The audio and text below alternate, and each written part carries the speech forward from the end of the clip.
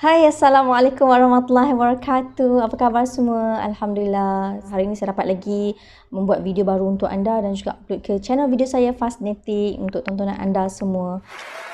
Sebenarnya saya sedang berperang dengan keadaan kesihatan yang kurang memberangsangkan, tapi saya cuba mencari kesempatan dan juga waktu untuk membuat video supaya saya punya channel tak sunyi sepi, dan saya mengharapkan sokongan anda semua untuk terus support dan beri semangat kepada saya.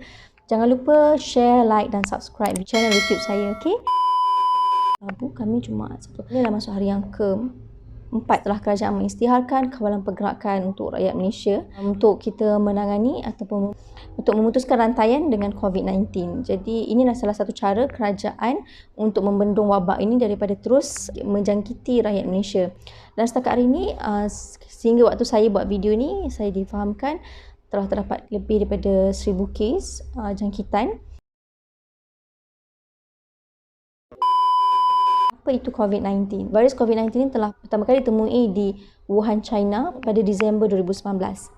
Ketika kita semua macam excited sangat nak menyambut tahun 2020, penyakit ini telah pun menjadi satu sapaan tahun baru kepada seluruh dunia. Dan waktu COVID-19 ini melanda wilayah Wuhan ni, memang kita dapat lihat kerajaan negara China telah pun memainkan peranan yang sangat-sangat keras mengisytiharkan darurat dan juga mengawal pergerakan rakyat di wilayah Hubei dan juga Wuhan especially, supaya mengurangkan penularan wabak ini ke wilayah-wilayah di negara China yang lain. Dan di Malaysia pada awal ni memang kita dah ada kes, tapi tak banyak, dalam 20-22 kes macam tu, dan kebanyakan kes-kes yang datang pada waktu itu kita berjaya sembuhkan dan mereka boleh pulang. Dan pada waktu awal-awal tu di Malaysia tidak ada langsung kes domestik, semuanya melibatkan daripada pelancong luar negara yang datang ke Malaysia, sebab kebetulan waktu tu Chinese New Year, jadi ramai warga negara China yang datang ke Malaysia untuk berjumpa dengan sanak saudara mereka, untuk bercuti dan sebagainya. Kemudian keadaan nampak baik, tenang di Malaysia, tak ada apa yang berlaku. Kerajaan juga mengatakan yang semua dalam keadaan yang terkawal dan sebagainya. Ketika Malaysia sedang mengalami proses pergolakan politik, pertukaran kerajaan dan sebagainya, kes ini menjadi satu loncatan. Gelombang kedua ni bermula apabila kes ke-26 dia baru pulang daripada Shanghai. Lepas sebulan dia baru mengalami simptom-simptom gejala-gejala COVID-19, dan bila dia membuat check up di hospital dan ternyata beliau sah penghidap COVID-19. Bayangkan dalam masa sebulan tu berapa ramai orang yang telah bertemu dengan beliau, banyak meeting yang telah dihadiri dan sebagainya, dan dia telah menyebarkan virus ni kepada ramai orang secara tidak langsung.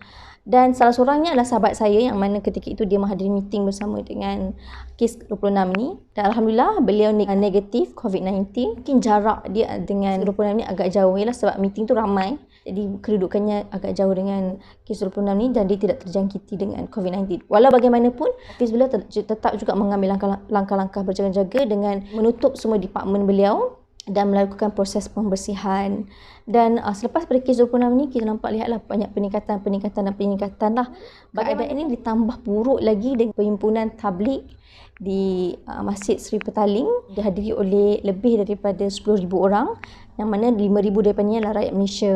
Bagaimana kes ini pertama kali dikesan apabila salah seorang jemaah tabligh ini daripada negara Brunei yang baru saja pulang ke negara beliau dan disahkan menghidap COVID-19, dan bila ditanya ke mana dia pergi, adakah dia ada buat perjalanan ke luar negara, dan dia beritahu yang memang dia ada menghadiri majlis pimpinan tabligh ini di Masjid Seri Petaling. Beliau adalah kes pertama di negara Brunei, dan daripada beliau berlaku banyaklah penularan COVID-19. Dan dari situ kerajaan telah mula buat announcement ni untuk semua rakyat Malaysia yang menghadiri pimpinan majlis tabligh tersebut hadir ke hospital untuk membuat ujian saringan. You guys yang mana-mana yang terlibat dengan majlis pimpinan tabligh tersebut, tolonglah hadirkan diri dan buat ujian saringan. Kalau negatif, Alhamdulillah anda tidak menyebarkan musibah ni kepada orang lain. Tapi kalau positif, kita boleh melakukan tindakan seterusnya untuk mengawal dan membendung gejala ini daripada terus berleluasa di Malaysia.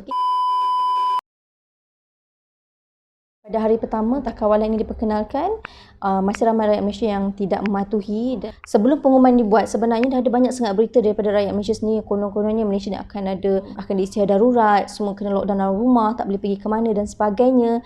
So bila penularan cerita-cerita yang tidak benar ini telah menyebabkan ramai rakyat Malaysia yang panik.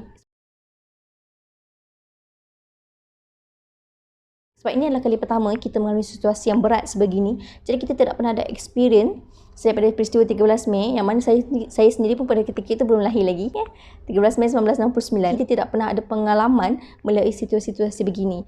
Dan bila ada berita-berita yang tidak sahih dikeluarkan oleh mereka-mereka yang tidak bertanggungjawab ini, telah membuatkan rakyat Malaysia menjadi panik. So ramailah yang pergi berasak-asak serang ke pasar raya, pasar, kedai runcit, kedai dan sebagainya untuk membeli keperluan harian. Kalau betul pun kita darurat, takkanlah kerajaan nak biarkan rakyat dinikmati kebuluran dalam rumah kan? Sekurang-kurangnya mesti ada satu cara ataupun solusi yang kerajaan akan beri supaya kita tidak putus suplai makanan di rumah. Bila Tan Sri Muhyiddin Yassin, Perdana Menteri Malaysia yang ke-8 umumkan kita semua dikawal pergerakan, masih lagi kita dibenarkan untuk keluar membeli barangan keperluan harian, untuk ke hospital dan sebagainya jika memerlukan rawatan kesihatan, dengan syarat tidak boleh keluar secara berkelompok. Contohnya kalau nak ke pasar raya tu, boleh wakilkan seorang ahli keluarga saja untuk keluar membeli. Dan aku rasa masa ni lah juga kita nak belajar hidup secara bersederhana, dan masa ni juga kita nak belajar macam mana cara orang Palestin yang telah lama pun dikurung oleh puak Israel. Masa ni juga lah kita nak muhasabah diri, bagaimana kalau satu hari nanti kita diuji seperti orang-orang pelarian Syria. Bagaimanapun kerajaan telah mengisytiharkan yang pihak polis akan dibantu oleh askar untuk membuat penyeliaan ataupun mengawal selia keadaan.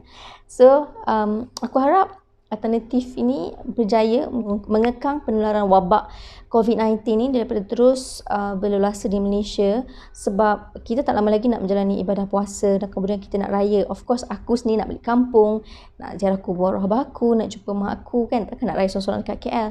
Aku pun merindui rutin harian aku seperti dulu. Banyak perkara yang tergendala, banyak benda yang kita plan tak dapat dilaksanakan hanya kerana kita mematuhi perintah yang dikeluarkan oleh kerajaan Malaysia. Dan aku harap semua rakyat Malaysia juga turut memberi kerjasama yang baik supaya kita dapat bebas daripada COVID-19. Vaksin untuk COVID-19 telah pun ditemui tapi masih lagi dalam peringkat uji kaji, dan kita berdoa semoga vaksin ini segera dikeluarkan di pasaran, dapat diguna pakai untuk kita mengekang wabak ini dan supaya generasi seterusnya tidak mengalami masalah yang sama. Itulah perkongsian aku pada hari ini untuk video aku yang ringkas, dan aku harap perkongsian ini padat untuk korang semua.